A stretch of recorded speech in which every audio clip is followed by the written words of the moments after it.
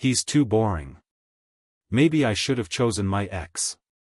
I was standing on the other side of the garden hedge, holding 2 glasses of lemonade, when I heard my fiancé's laughter turn into something sharp and cruel, and then I heard my own name followed by the words that would break me open: he's too boring. Maybe I should have chosen my ex. The glasses trembled in my hands. The ice clinked like tiny alarm bells. For a moment I could not move, could not breathe, could not do anything but stand there in the warm afternoon sun and listen to the woman I was supposed to marry in 6 weeks tell her 2 closest friends that I was a mistake. Before I tell you what happened next, I want to ask you something. If you believe that people can be hurt and still choose kindness, if you believe that broken hearts can still find forgiveness, if you believe in hope and in second chances even when the world gives you every reason to walk away, then please take a moment right now to like this video, leave a comment, share it with someone who needs to hear it today, and subscribe to our channel. Our community grows stronger every time someone new joins us here, and these stories only matter because people like you carry them forward. Now let me tell you about the summer I learned that love, real love, is built from things far quieter than excitement, and how a woman's cruel words in a garden became the beginning of the most important lesson either of us would ever learn. My name is Grant Whitfield, and at the time all of this happened I was 34 years old, working as a structural engineer for a mid-sized firm in a leafy suburb outside Portland. I want to tell you honestly that I have never been the kind of man who commands a room. I don't tell jokes that make tables erupt in laughter. I don't wear expensive watches or drive anything faster than a practical sedan. I spend my weekends fixing things around the house, reading thick books about bridges and load-bearing calculations, and tending to a small vegetable garden that my father taught me to love when I was a boy. I am, by most measures, an ordinary man. And for 2 years, I believed that Naomi Castellan loved me exactly because of that ordinariness, not in spite of it. We met at a mutual friend's wedding, seated at the same table because someone thought 2 quiet ones should sit together. Naomi was not quiet at all. She was luminous in a way that made people turn their heads when she walked into a room, with a laugh that seemed to fill every corner of a space and a way of telling stories that made even boring days sound like adventures. She worked in marketing for a growing beverage company, and she had this restless, hungry energy that I found endlessly fascinating because it was so different from my own steady, careful nature. I remember thinking, that night at the wedding, that a woman like her would never look twice at a man like me. But she did. She asked me questions about my work that nobody else ever bothered to ask, and she listened, really listened, when I explained how a well-designed bridge distributes weight so that no single point ever bears more than it can hold.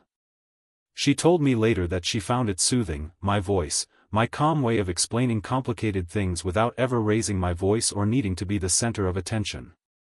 We dated for a year before I proposed to her on a hiking trail overlooking the Columbia River Gorge, on a bright October afternoon with the leaves turning gold and red around us. She cried and said yes before I even finished the sentence, and for the following year, our life together felt like the kind of thing people write songs about. We planned a small wedding, nothing extravagant, just close family and friends at a vineyard about an hour from the city. I had never in my life felt more certain of anything than I felt about marrying Naomi Castellan. Her ex-boyfriend, a man named Devin Reyes, had been a fixture of her stories from the very beginning of our relationship, though I never thought much of it. Naomi described him as charming, wild, unpredictable, a man who used to book last-minute flights to Barcelona on a whim and who once climbed onto the roof of her apartment building at 2 in the morning just to see the stars better. She always told these stories with a laugh, framing them as evidence of a relationship that had been fun but ultimately unsustainable, a chapter of her life she had closed because Devin could never commit to anything, including her. I believed, foolishly perhaps, that those stories were just stories, harmless nostalgia with no bearing on what she and I were building together. The afternoon that changed everything began like any other Saturday. Naomi had invited her 2 closest friends, Priya Fenwick and Colette Marsh, over to my house for what she called a wedding planning session, though in truth it mostly involved the 3 of them drinking wine on my back patio while I worked in the garden a few yards away, half listening to their conversation, content simply to be near her. I had gone inside to make lemonade because the July heat was heavy that day, thick and golden, the kind of heat that makes cicadas scream from the trees. I remember the kitchen smelled like the lemons I had just cut, sharp and bright, and I remember feeling, in that ordinary moment, an overwhelming sense of contentment. I was going to marry this woman. I was going to spend my life making her lemonade on hot afternoons.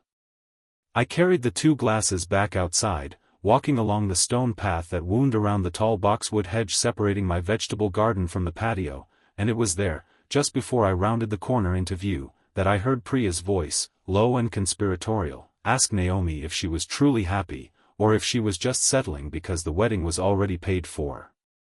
And then I heard Naomi sigh, the kind of sigh that carries years of quiet dissatisfaction, and she said the words that I will remember for the rest of my life. He's sweet, don't get me wrong, but God, he's so boring. Every night is the same. Dinner, a documentary, bed by 10. Sometimes I lie there and think about Devon, how alive I felt with him, how unpredictable everything was.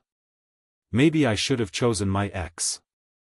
I stood frozen behind that hedge for what felt like an eternity but was probably only 15 or 20 seconds. Colette said something I couldn't quite hear, something that sounded like a laugh, and Priya said, "It's not too late, you know, if that's really how you feel," and Naomi didn't disagree. She didn't defend me. She didn't say anything at all, and in her silence I heard an answer louder than any words could have given me. I want to tell you that I handled that moment with grace, that I calmly set down the glasses and walked away with quiet dignity. The truth is messier than that. My hands shook so badly that lemonade sloshed over the rims of both glasses and ran cold down my wrists, and I stood there behind that hedge feeling something inside my chest crack, not shatter all at once but crack the way ice cracks on a pond, a long slow fracture spreading outward from a single point of pressure. I did not go around the hedge. I turned, quietly, and walked back into the house, set the glasses down on the counter with hands that would not stop trembling, and stood at my kitchen sink staring out the window at nothing in particular, trying to remember how to breathe normally. I did not confront her that day. I want to be honest with you about why, because I think it matters. It wasn't cowardice, though at the time I told myself it was. It was something closer to shock, the particular kind of shock that comes when the floor you've been standing on for 2 years reveals itself to have been thinner than you ever imagined. I needed time to understand what I had actually heard before I could decide what to do about it.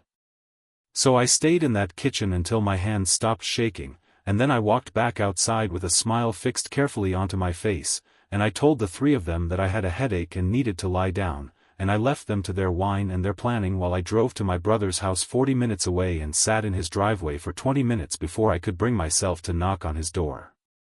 My brother's name is Foster, 3 years older than me, and he has always been the person I go to when the careful architecture of my thinking needs an outside perspective.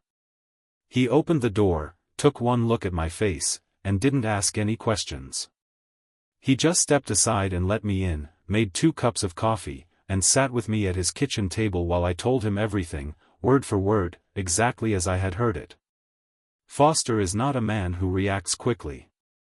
He listened to the entire story without interrupting, his jaw tightening slightly as I spoke, and when I finished he was quiet for a long moment before he asked me the question that would end up shaping everything that followed. He asked, "Grant, do you love her enough to find out why she said it, or do you just love the idea of the life you'd planned with her?" I didn't have an answer for him that day. I drove home in the dark, the only nighttime hour that mattered in this entire story, a brief stretch of highway under a sky gone purple and starless, and I lay awake most of that night turning his question over and over in my mind like a stone I couldn't stop touching. By morning, I still didn't have an answer, but I had made a decision. I decided that I would not pretend I hadn't heard what I heard, but I also would not explode with accusations and anger. I would ask her, calmly and honestly, to tell me the truth about how she felt, and I would listen to her answer with the same care I would give to inspecting a crack in a foundation, because that is, after all, the kind of man I am. I look for the source of the problem before I decide whether the whole structure needs to come down. I called Naomi the next morning and asked her to come over that afternoon, telling her only that we needed to talk. She arrived a little after 2 o'clock, wearing a yellow sundress and sunglasses pushed up into her dark hair, and she must have sensed something in my voice on the phone because she looked nervous the moment she stepped through my front door. I asked her to sit with me at the kitchen table, the same table where I had eaten breakfast alone that morning, turning Foster's question over in my mind, and I told her, as steadily as I could manage, exactly what I had heard the day before. I watched the color drain from her face. I watched her hands, so animated and expressive when she told her stories, go completely still in her lap. She didn't try to deny it. I will give her that much credit, because in the weeks that followed I would come to understand that whatever else was true about Naomi Castellan, she was not a woman who hid from consequences once they arrived at her door. She sat across from me at that kitchen table and she cried, not the performative tears I had sometimes seen her use to smooth over small arguments, but something rawer, something that seemed to surprise even her. She told me that she was ashamed, that she had said something cruel and untrue in a moment of restlessness that had nothing to do with me and everything to do with a fear she had been carrying for years, a fear she had never told me about, a fear that she was the kind of person who couldn't sustain happiness once she found it, that she sabotaged good things because good things felt unfamiliar to her, almost unbearable. I asked her, gently, whether she still had feelings for Devin Reyes, because I needed to know that before anything else could be discussed.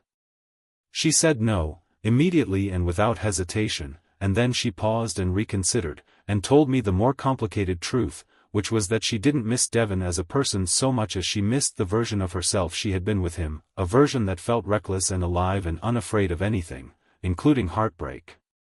She said that somewhere in the 2 years we had been together, in the comfort and steadiness of the life I offered her, she had started to feel like she was disappearing into a routine, and instead of talking to me about that fear, she had let it curdle into resentment, and she had said something monstrous about the man she claimed to love because it was easier than admitting she was terrified of her own contentment. I did not respond right away. I sat with what she had told me, letting it settle the way sediment settles in still water, and I thought about all the nights we had spent together, the quiet dinners she had called boring, the documentaries she had endured out of what I now understood might have been obligation rather than genuine interest. I thought about the vegetable garden I loved, which she had never once asked to help tend. I thought about the countless small moments I had interpreted as compatibility that might, in fact, have been her slowly folding herself smaller and smaller to fit into a life she wasn't sure she wanted. I told her, as calmly as I could, that I needed time. I told her that I could not, in that moment, decide whether what she had said was a wound I could forgive or a truth I needed to hear, and that I would not know the difference until I had some distance from the immediate pain of it. She asked me if I was ending things, and I told her honestly that I didn't know, that I wasn't trying to punish her by withholding an answer but that I genuinely did not have one yet.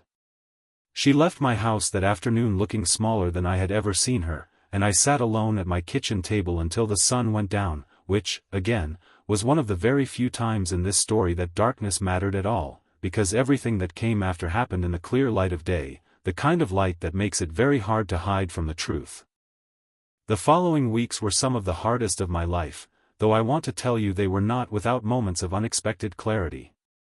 I moved the wedding date, quietly, without canceling anything outright, telling our families only that we needed more time and asking them not to press for details. Naomi, to her credit, did not fight me on this. She gave me the space I asked for, though she made it clear, in small gestures rather than grand declarations, that she wanted to earn her way back into my trust rather than simply wait passively for me to decide her fate. She started showing up at my house on weekend mornings, not to talk about the wedding or to relitigate what she had said, but simply to help me in the garden, kneeling in the dirt beside me in clothes that were far too nice for the task, pulling weeds and asking me to teach her the difference between a tomato seedling and a common weed that mimicked its leaves. I did not warm to her quickly, and I want to be honest about that because I think people sometimes tell these stories as though forgiveness arrives in a single dramatic moment, when in reality it usually arrives the way morning arrives, slowly, in degrees, so gradually that you almost don't notice the darkness lifting until you look up and realize the whole sky has changed color. There was a particular Saturday, about 3 weeks after that terrible conversation, when Naomi arrived at my house before 8 in the morning carrying 2 coffees and a small paper bag of pastries from a bakery on the other side of town, one she knew I loved but rarely visited because it was inconveniently far from either of our homes. She had driven 40 minutes out of her way before 8 in the morning simply to bring me a coffee and an apology disguised as a croissant, and something about the smallness and specificity of that gesture reached me in a way that grander apologies had not. We sat on my back porch that morning, the same porch where I had overheard her cruel words weeks earlier, and for the first time since everything happened, we talked not about the wound itself but about the years before it, trying to understand together how we had arrived at that moment. She told me about her childhood, something she had shared only in fragments before, growing up with a father who moved the family across 3 states chasing get-rich schemes that never worked, who taught her, without ever meaning to, that stability was something you should distrust because it never lasted. She told me that watching her parents' marriage dissolve slowly under the weight of her father's restlessness had left her with a strange, contradictory belief system, a part of her that craved the very stability she also feared, because stability, in her experience, had always been the calm before an inevitable storm. I told her, in turn, things I had never fully articulated even to myself, about growing up the son of an engineer who believed that anything worth having was worth building slowly and carefully, brick by brick, calculation by calculation, and how that had shaped me into a man who found excitement not in spontaneity but in the quiet satisfaction of watching something solid take form over time. I told her that when she called me boring, what I heard underneath the word was a rejection of the very thing I valued most about myself, the patience and steadiness that I had always believed were my greatest strengths, and that hearing her dismiss those qualities had made me question not just our relationship but my own sense of who I was. That conversation did not fix everything, and I want to be honest with you about that too, because I think the truest stories are the ones that resist easy resolution. But it was a turning point, a moment where 2 people who loved each other stopped defending their positions long enough to actually see one another clearly, perhaps for the first time since we had met. In the weeks that followed, Naomi began doing something I had not expected. She started asking me to teach her things, real things, not performative interest but genuine curiosity. She asked me to explain how bridges were designed to sway slightly in high winds rather than remain rigid, because rigid structures, I told her, are the ones that eventually break, while structures built with a little give in them can withstand forces that would destroy something stiffer. I remember the way she looked at me when I explained that principle, something shifting behind her eyes, and she said quietly that she thought maybe she had been trying to be rigid her whole life, bracing herself against disappointment instead of learning how to bend without breaking.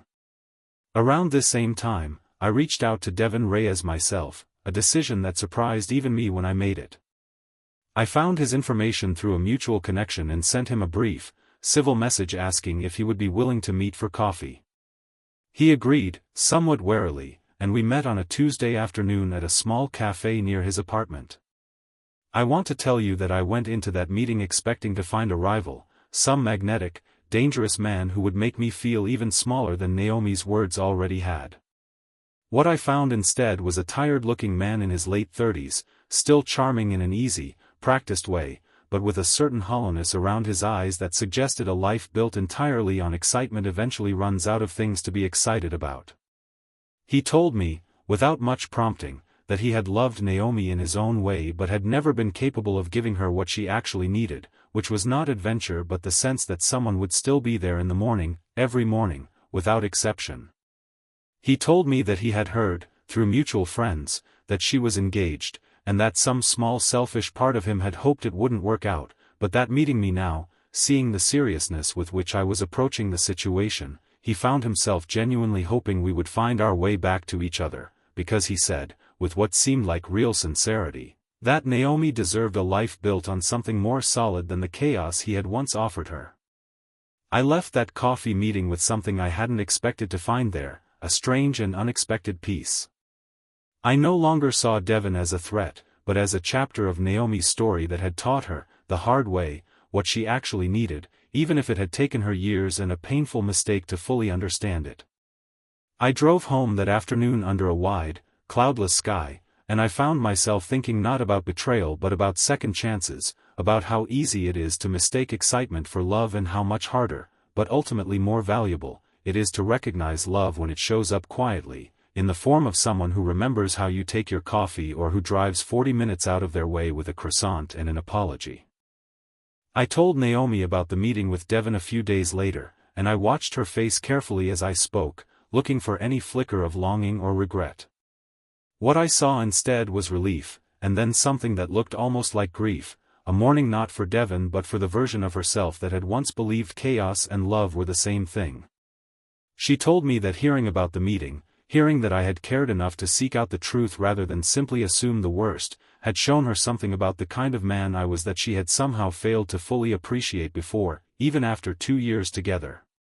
She said that my willingness to sit across from a man who might have been her whole future, and to do so calmly, with curiosity instead of jealousy, was the least boring thing anyone had ever done for her, and we both laughed, really laughed, for the first time since that terrible afternoon behind the hedge, and something in that laughter felt like a door creaking open after being stuck shut for a long time. But I want to be clear that laughter and good conversations are not the same thing as rebuilt trust, and the following months required far more than warm feelings to repair what had cracked.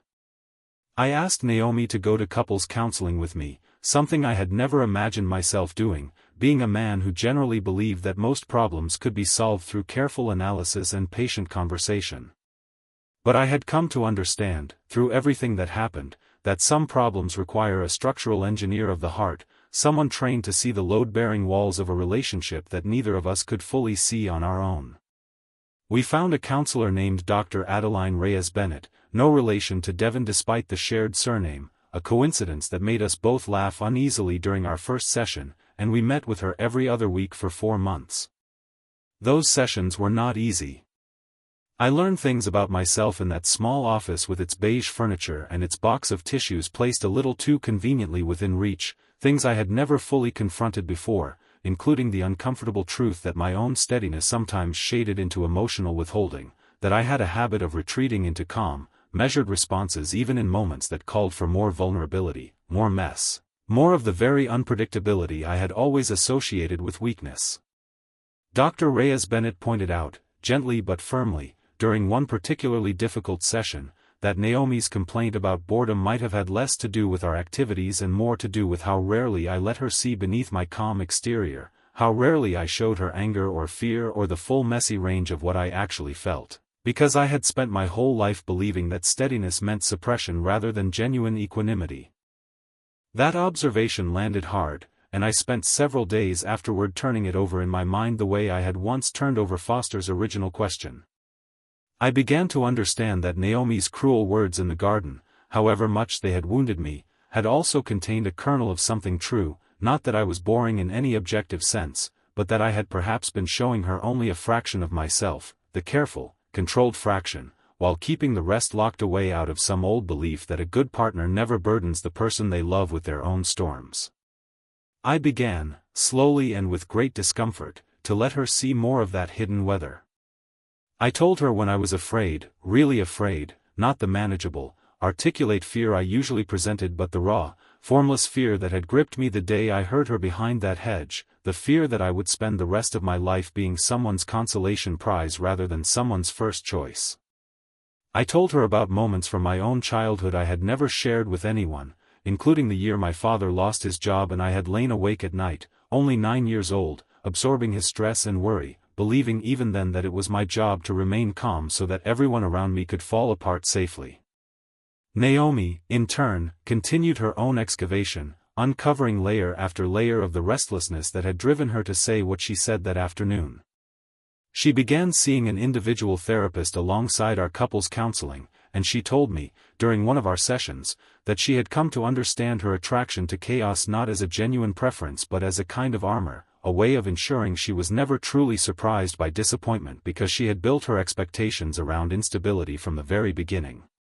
Choosing me, choosing steadiness, had terrified her precisely because it offered something she had never learned how to trust, the possibility that good things could simply continue, day after day, without some hidden catastrophe waiting to undo them. Summer gave way to a golden autumn during this period of slow, careful rebuilding, and I want to tell you about a particular afternoon in late September that I have come to think of as the true turning point of our story, more significant even than the difficult conversations in Dr. Reyes Bennett's office. Naomi asked me to take her hiking, to the same trail overlooking the Columbia River Gorge where I had originally proposed to her a year and a half earlier.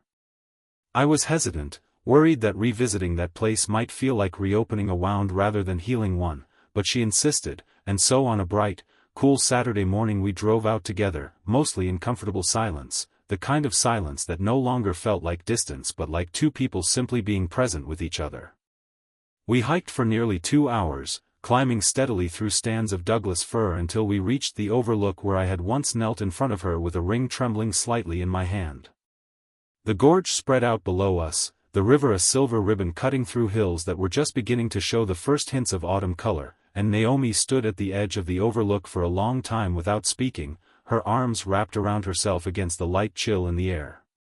When she finally turned to face me, her eyes were full of tears, but she was smiling, and she told me that she had wanted to come back to this exact spot because she needed me to know that the woman who had said those cruel words in my garden was not the woman standing in front of me now, that the months of hard, uncomfortable work we had done together had changed something fundamental in her, and that for the first time in her life she understood the difference between excitement and happiness,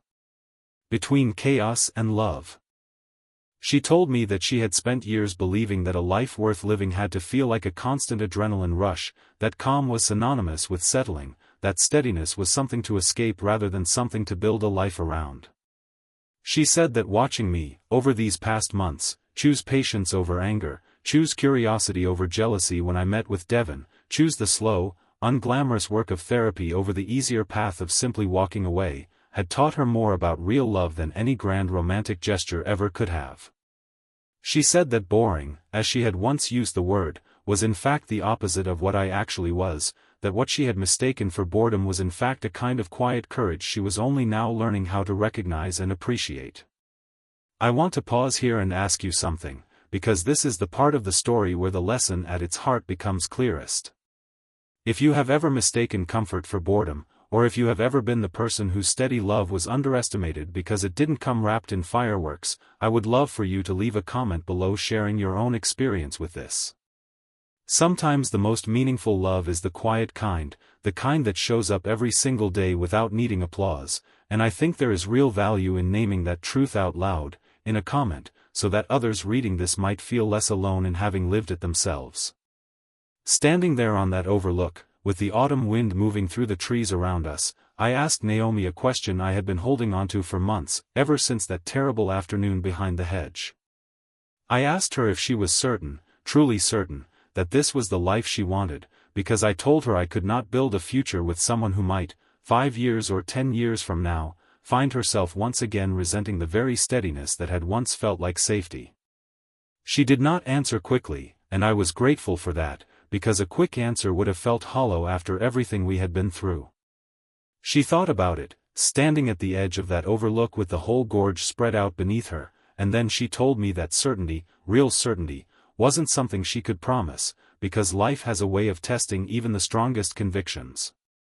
But she told me that she was certain of one thing, which was that she wanted to spend the rest of her life becoming the kind of woman who could recognize the value of a quiet Tuesday evening, a shared documentary, a bowl of soup made with care, not because those things were exciting in themselves but because they represented a person who showed up, reliably, without fail, and that she wanted to learn how to show up in the same way, for me and for the life we might build together. I proposed to her again that afternoon, though I had never officially taken back the first ring, which she still wore on a chain around her neck during our months of separation and rebuilding, telling me later that she couldn't bring herself to wear it on her finger until she felt she had truly earned the right to, but couldn't bear to take it off entirely either. I asked her, standing in nearly the same spot as before, whether she would still marry me, not the man she had imagined chasing excitement forever, but the man who tends a vegetable garden and explains bridge engineering with genuine enthusiasm and goes quiet with worry rather than shouting when he's afraid. She said yes again, and this time when she cried, I understood that these were different tears than the ones I remembered from our first engagement, tears that came from a place of hard-won understanding rather than simple happiness, which somehow made them mean even more. We did not rush back into wedding planning after that day on the Overlook, and I think that patience mattered as much as anything else we did during that period. We spent another 6 months simply living together in the ordinary rhythm of daily life, testing whether the changes we had each made were durable ones or merely the temporary adjustments people make in the immediate aftermath of a crisis. Naomi continued seeing her therapist regularly, and she began, gradually, to build a life that included more of the qualities she had once dismissed as boring, joining me in the garden not out of obligation but out of genuine interest, learning to can tomatoes with me in late summer, asking questions about the load calculations I worked through for my engineering projects because she had come to find real beauty in the idea of something built to last. I made changes too, changes that felt uncomfortable but necessary. I started telling Naomi about the small frustrations of my day rather than filing them away silently the way I always had, trusting that sharing my irritations and worries wouldn't burden her but would actually draw her closer, would show her the full weather system of who I was rather than only the calm surface I had always presented. I found, to my genuine surprise, that this vulnerability didn't diminish the steadiness she had once found boring but actually deepened it, because now the steadiness came from a place of authentic wholeness rather than careful suppression. We reconnected with her friends Priya and Colette during this period as well, and I want to tell you about that reconciliation because I think it matters to the larger lesson of this story. I had every reason to hold on to resentment toward the two women who had encouraged Naomi's doubts that afternoon, who had told her it wasn't too late to reconsider Devon, but Naomi herself confronted them, months into our healing, telling them honestly how much damage that conversation had caused and how disappointed she had been that neither of them had defended the relationship or challenged her restlessness rather than simply validating it.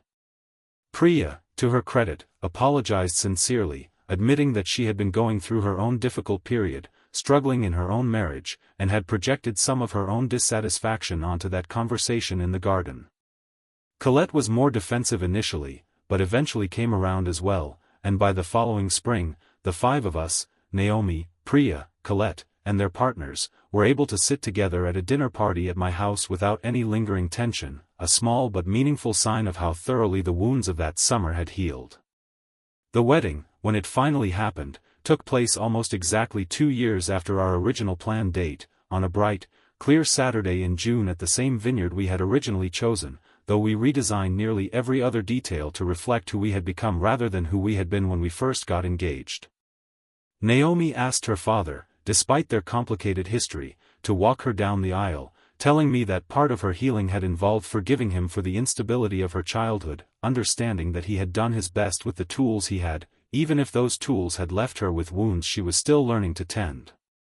Foster stood beside me as my best man, and during his toast at the reception, he told the assembled guests, with a knowing look in my direction, that he had once asked his brother a difficult question in a kitchen on a dark night, and that watching Grant and Naomi stand together now, in the bright June sunlight, he understood that the true test of love isn't whether it survives without ever being tested, but whether two people can face the worst moments honestly and choose, again and again, to build something sturdier from the wreckage. I want to tell you about one more moment before I bring this story to its close, because I think it captures something essential about everything Naomi and I learned together. At the reception, during the quiet lull after dinner while the band set up for dancing, Naomi found me standing near the edge of the vineyard, looking out over the rows of grapevines stretching toward the hills, and she slipped her hand into mine without saying anything at first.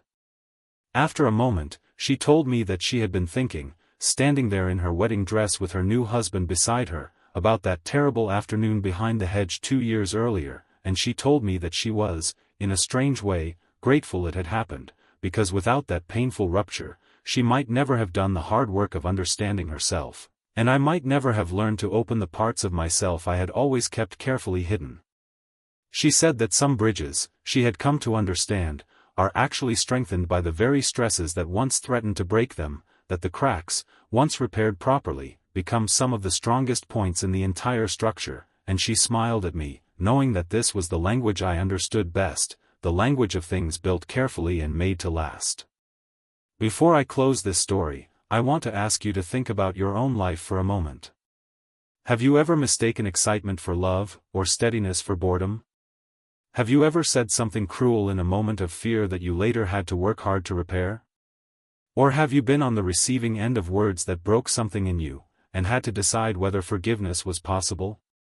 I would be so grateful if you would share your thoughts in the comments below, because these stories only become meaningful when we recognize pieces of ourselves inside them, and I know that somewhere among the people reading this, there is someone who needs to hear that broken things can be rebuilt, that quiet love is not lesser love, and that the hardest conversations often lead to the deepest understanding. Grant and Naomi went on to build a life together that neither of them could have fully imagined on that terrible July afternoon behind the garden hedge. They had 2 children in the years that followed, a daughter named Wren and a son named Callan, and Naomi eventually left her marketing job to start a small landscape design business, one that grew, fittingly, out of the hours she had once spent kneeling in Grant's vegetable garden learning the difference between a seedling and a weed. Grant continued his engineering work, eventually leading a team that designed a pedestrian bridge in downtown Portland, a project he often said reminded him of his own marriage, because the most beautiful bridges, he liked to explain to anyone who asked, are not the ones that never sway in the wind, but the ones engineered with enough flexibility to bend without ever breaking. If this story touched your heart today, please take a moment to like this video, leave a meaningful comment about the lesson that spoke to you most, share it with someone in your life who might need a reminder that broken love can be rebuilt into something even stronger, and subscribe to our channel so that you never miss another story like this one. Our community exists because of people like you, people who believe in kindness, in forgiveness, in hope, and in the quiet, powerful possibility of second chances. Thank you for spending this time with me today, and I hope that whatever storms you may be facing in your own life, you find, as Grant and Naomi did, that the steadiest love is often the strongest love of all, and that the cracks in our foundations, once honestly repaired, can become the very places where we grow the strongest.